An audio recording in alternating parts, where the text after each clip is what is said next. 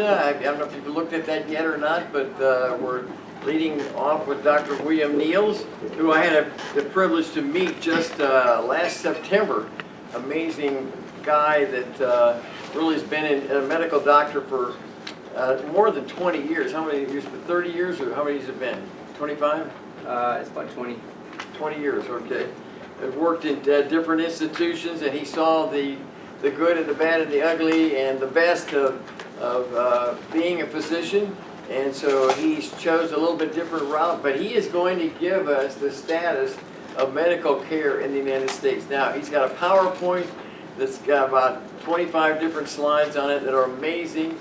And so he's got a one-page summary of those things in your packet. But if you want a copy of that, he can email it to you later, his whole PowerPoint presentation. But let's give him a big round of applause and welcome Dr. Williams. Thank you. Okay. So, thank you all for coming, and I really want to thank John for putting this together, because natural health really needs a voice. It's a cause that I believe in. It's a way of doing things that I believe in, and the word needs to get out.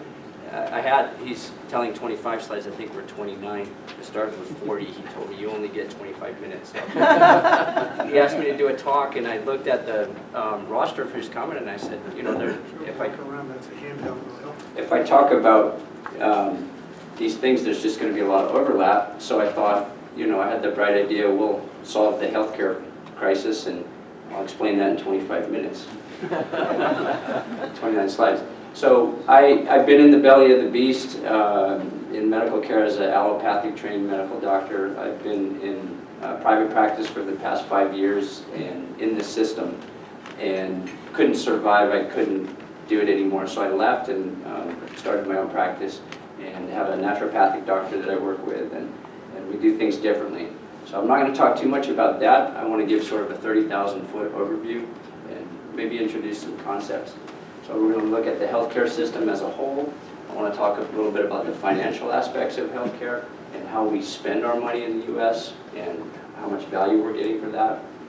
We'll talk about an alternative medical care delivery model called direct primary care. How many people have heard of direct primary care? So great, not totally foreign. But this is really pivotal, I think, in a positive way forward. We're going to talk about the power of prevention, okay, and I'm going to separate that from natural medicine. Okay, I'm going to talk about prevention as a lifestyle, as a foundation. There's a lot of overlap, but I really want to make a delineation there. And then we're going to use the blue zones for an example. Anybody hear of the blue zones? Okay, so quick show of hands. Who believes that healthcare should be free? Okay, that's about what I expected.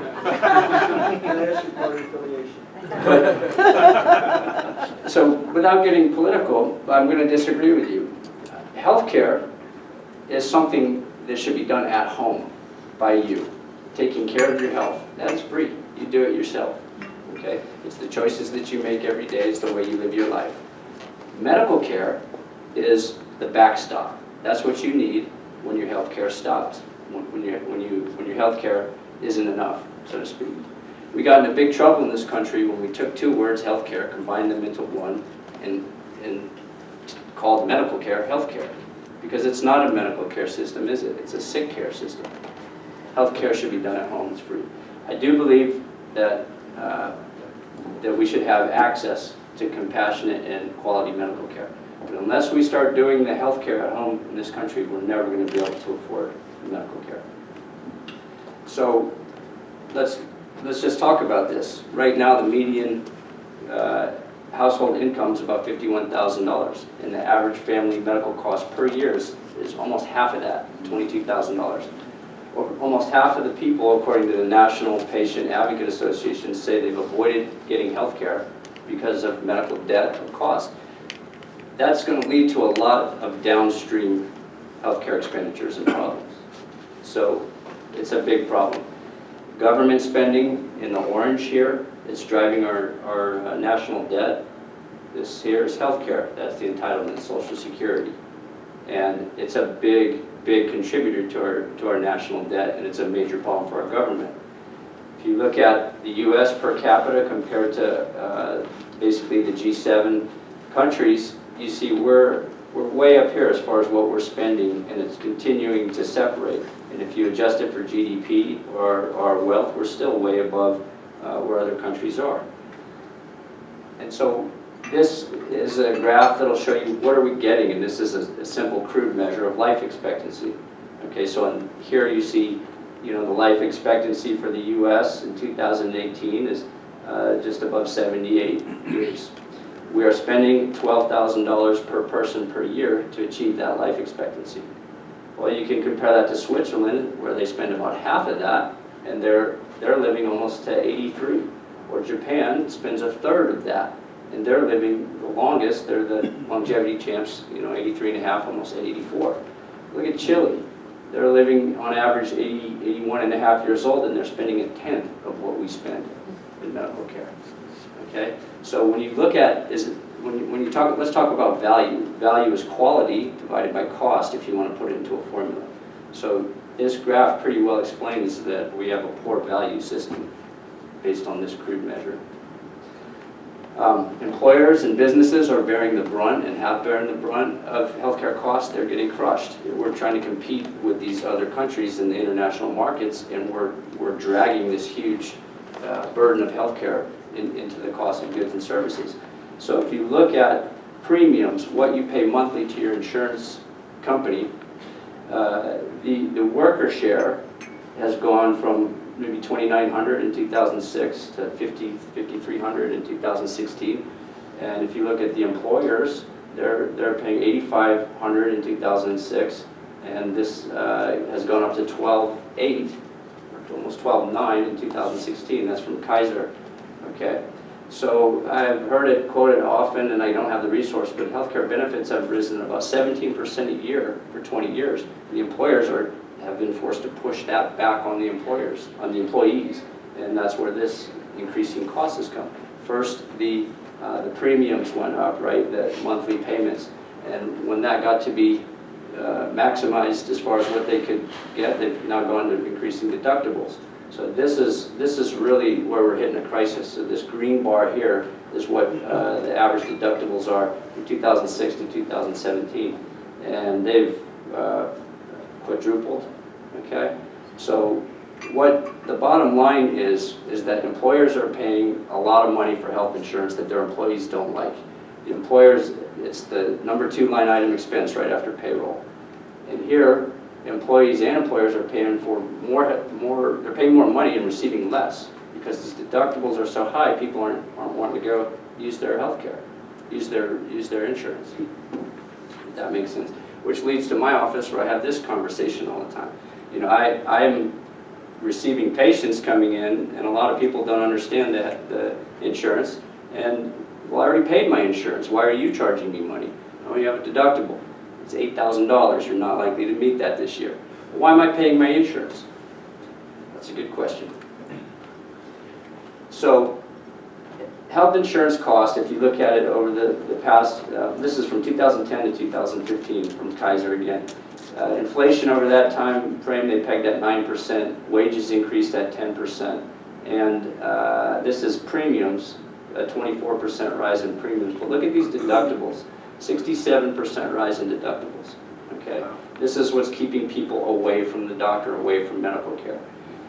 This gap here is termed the affordability gap, and that's where we are right now. People just can't afford our medical care system anymore.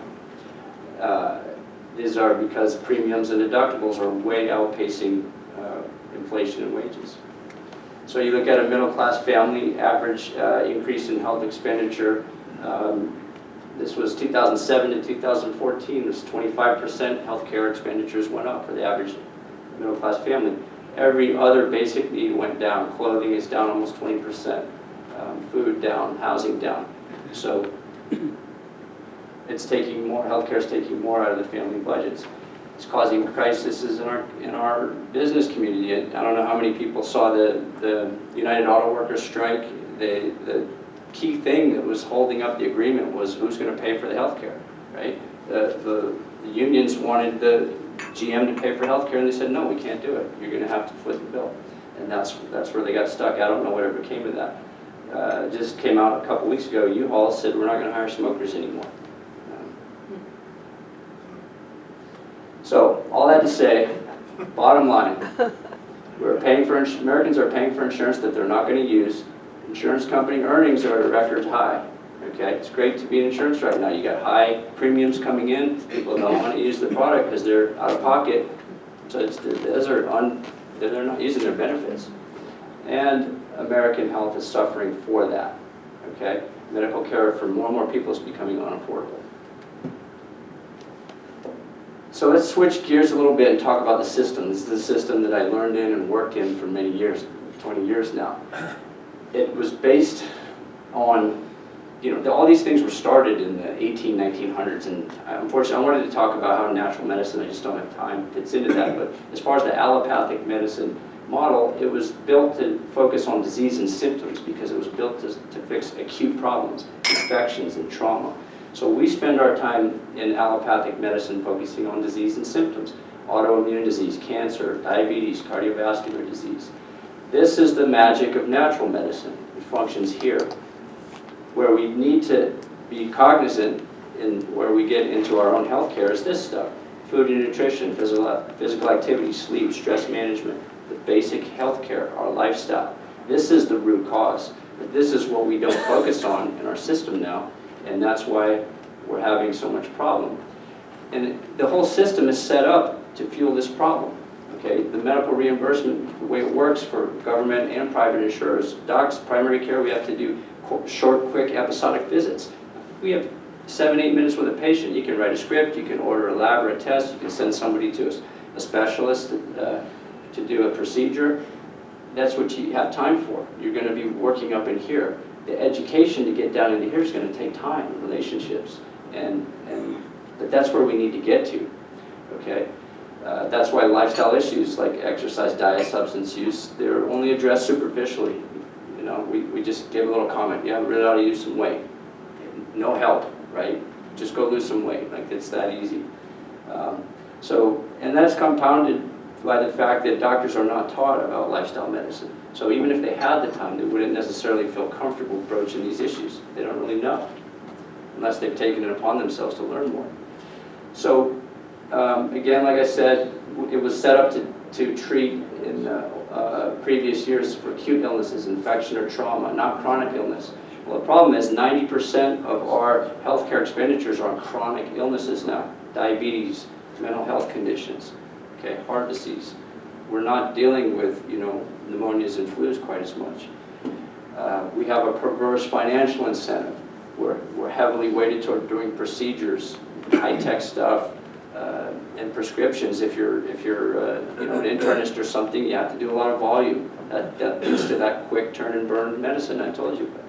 So we're getting low value care.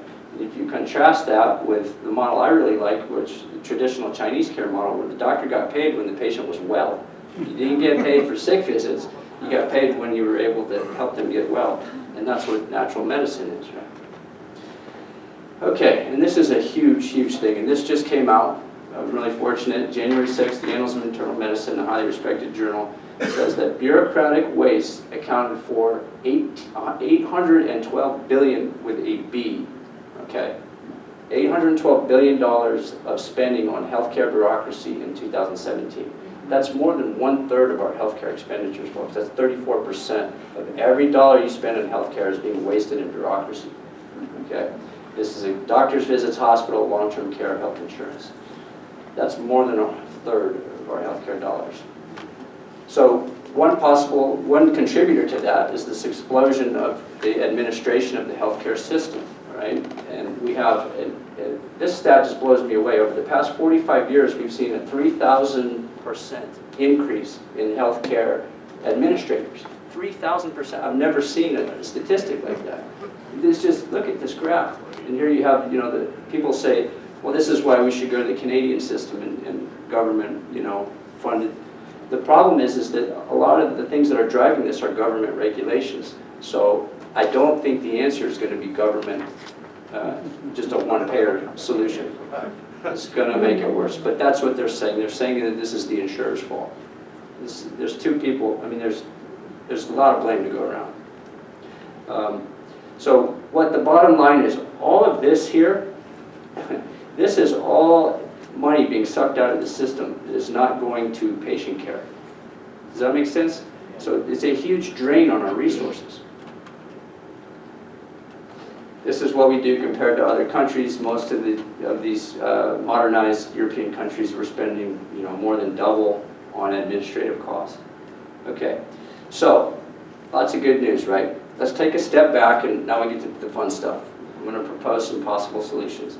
Let's look at what insurance is supposed to be, right? Insurance is something that you buy to cover large, unexpected events, okay? Things that are not common, things that could be devastating. House insurance, car insurance. So you pay your auto insurance premium every year. Most of us never really use it, right? It's there in case we need it.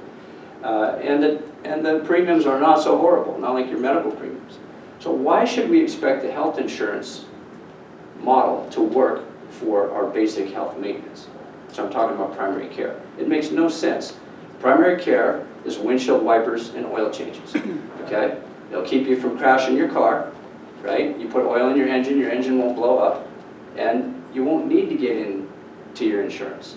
But we've saddled primary care with the administrative burden, okay, of all what we just talked about, and it's not working. The primary care is failing because they don't have time, right? If we disengage primary care from that insurance model, magic can happen. So that's where this direct primary care comes in. Direct primary care is an alternative payment model. It's not natural medicine or alternative medicine. It's just an alternative way to pay for the health care for primary care. You take primary care out of the health insurance model and you unleash the power of primary care. You free up primary care doctors to do what they do best, which is to teach people. Doctor means, it means to teach, right? Necessary in Latin. So that way we're enabled to start using health care and rely much less on medical care. Does that make sense? Yeah. Okay, so Ben Carson had a great quote, and this really gets to the crux of the matter. The key is to cut out the middlemen and empower the doctor and the patients with information about what things cost. I mean, it's hard for me. People come in, well, how much is that going to cost? I have no idea. Roll the dice, see what the insurance covers, and hope you don't get a big surprise bill. I got a surprise bill the other day. I can't tell people what these services are going to cost, and that's unacceptable. It's ridiculous. But when you remove this bureaucracy and you have, it gives you the ability to do transparent pricing. And we don't have time to get into it, but when you do direct contracting, you can bring the prices way down because the bureaucracy is not there. So I can get MRIs and CTs oftentimes cheaper for cash pay patients than they can get with their insurance when they get in their deductible, because they're paying these higher contracted insurance rates. Blood work is, shocking how much money you can save. So I borrowed this from Cheryl Trudy. She's a great physician. She has a direct primary care practice in Ponte Vedra, and she just did a genius job showing this, okay? And so these are two models of healthcare. This is direct primary care over here, and this is our traditional model. So let's start with direct primary care, very simple. You as the patient pay a membership fee monthly to your doctor. You receive primary care. It's just you and the doctor in the room. There's nobody else in the room, nobody other agendas, okay? It's very simple. It's free of administrative burden, and it works wonderfully. This is our traditional model, okay? You have you as the patient paying premiums to the insurance company, okay? They're providing coverage for you to see your primary care doctor. You may have to wait up to 2 hours for that visit because these guys are so busy dealing with reimbursement, networking, billing codes, time spent to document to prove that they're working to the insurance company, doing their paperwork, okay? For every visit, if you're generous, if you get a generous 20-minute visit, okay, it's been shown that 2 minutes, sorry, let me say this again. Every minute that your doctor spends with you, they will spend 2 minutes on paperwork. dealing with the insurance company. So if you got a 20-minute visit, 16 minutes out of that's going to the insurance company. That's where you get the 8 to 10-minute visits, okay? It just doesn't work. So when you cut this out, this is a beautiful thing. So what does that mean? Nuts and bolts. So I like this analogy. This was, I think Forbes said Netflix meets Costco of medical care. But the patient pays an affordable monthly membership fee. The average is $80 a month. It's $960 a year. That's cutting out expensive overhead, which gives your doctor time to see more patients. So they're seeing 8 to 16 patients a day versus 25 to 40 patients a day on this model. That means 30 minutes with face-to-face time versus 10 over here. No wait time, 20 minutes if they're very efficient, okay? And it provides better access. So you can do extended visits. You need stitches. Primary care is trained to do those things. They don't ever get to do it because of time, but acute visits can be done. So it saves a lot of money on urgent care and emergency room visits. It allows primary care to practice their full scope that they've been trained to do. All because you're freeing from the administrative burden. You focus all the resources on the patient. Okay, so let's talk about primary care and the value proposition of primary care. Primary care, over and over, has been shown to be very powerful impact on health. Okay, so it saves lives. It prevents premature deaths from cancer, stroke, and heart attacks. Proven.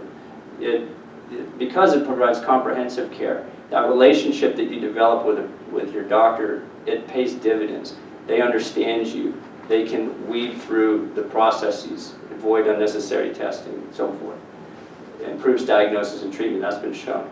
So behavioral health, preventative health care, these are all things that are wrapped into primary care, and that's the value proposition, because this is how we get back into the healthcare aspect of doing medicine.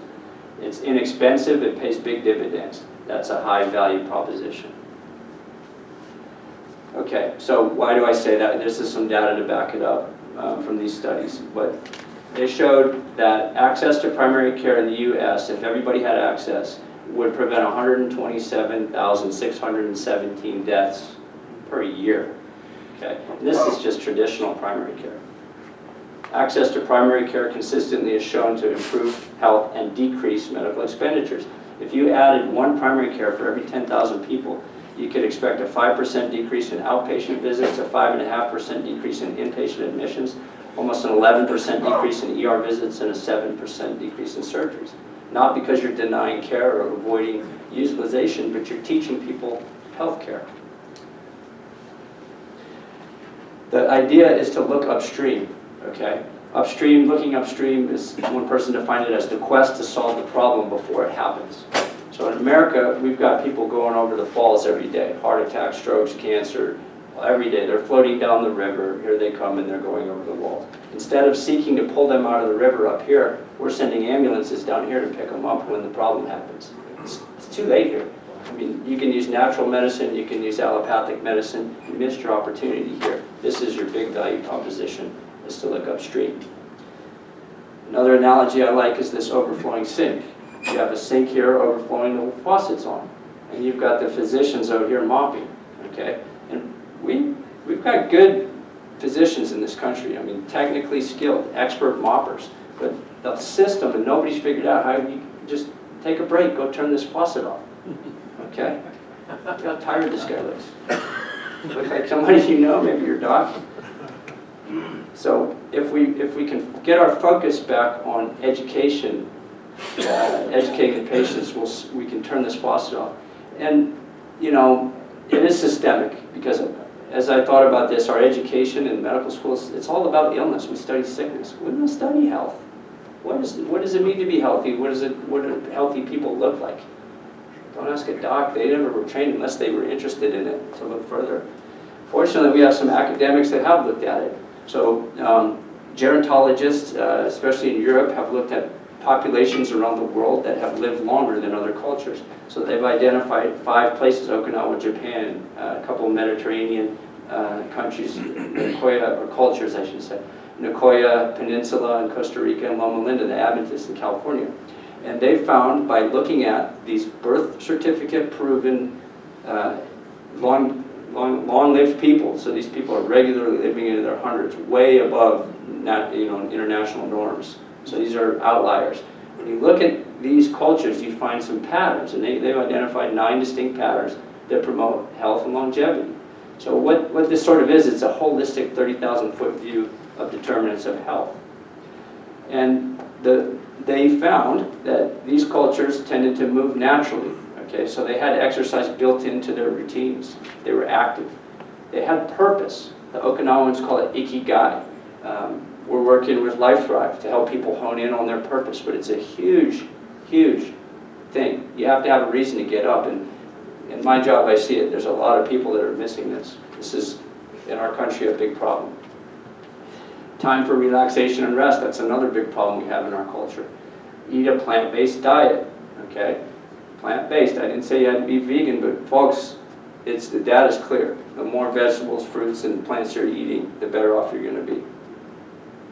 And that's been very confused by a lot of interests. Don't overeat or eat late. Family first, faith-based communities, belonging, okay? Having healthy circles of friends, okay? So I actually have 5 minutes, huh? Like they said, our great fear is when he stands up. I brought my laser. So that's actually it. I have a little time for questions. Hopefully I didn't speak too fast. But the take-home points is healthcare is what you do at home, okay? We got into a lot of trouble in this country when we made those 2 one-words and handed it over to the administrators and the bureaucrats and made it an industry. It's a big industry that's out of control. If the people learn healthcare for themselves, we can take back control of this thing. Medical care is what we're talking about here, okay? That's a backstop, and it's a backstop to good health care. It'll work, right? There'll be enough money to go around for medical care. Primary care should not be a part of the insurance system. The insurance system is a burden. Primary care is not expensive, relatively speaking. It fits in with cell phone bills and cable bills and all of that. It's a monthly expenditure. And it should not be hindered by administrative burdens. It's crushed by administrative burdens. You lose your value when you do that. Primary care unleashed from all of that unlocks the potential for true preventative care, and we can see our country turn around this problem. So we have a couple minutes. Does anybody have any questions? Well, let me just save the questions for a little bit later, but thank you. Let's give him a big round of applause.